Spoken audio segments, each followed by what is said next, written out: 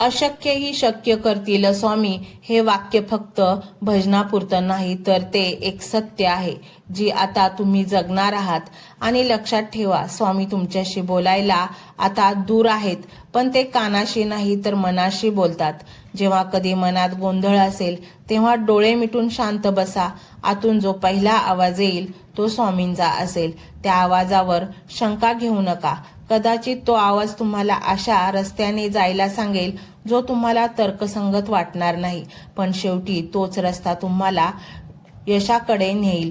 तुम्ही एकटे नाही आहात हे वाक्य आता रक्तासारखं तुमच्या नसानसात भिनू द्या. तुम्ही चालताना तुमच्या पावलांचा आवाज एकट्याचा असेल, पण त्यासोबतच स्वामींच्या पादुकांचा आवाजही आता तुम्हाला जाणवेल. जेव्हा जेव्हा तुम्हाला एकटेपणा वाटेल तेव्हा मागे वळून बघा. तिथे कोणी नसेल, पण एक अस्तित्व. आता इथून पुढे रडायचं नाही तर लढायचं. आणि ती लढाई सुद्धा तुम्हाला लढायची नाही, तुम्हाला मात्र निमित्त म्हणून उभे राहायचे आहे. महाभारत अर्जुनानं जिंकलं, पण सूत्रधारी श्रीकृष्ण होते. तसंच तुमच्या आयुष्याचं महाभारत तुम्ही जिंकणार आहात, पण त्याचे सूत्रधार अक्कलकोटचे स्वामी समर्थ आहेत. त्यामुळे विजयाची काळजी करू नका. विजय निश्चित आहे.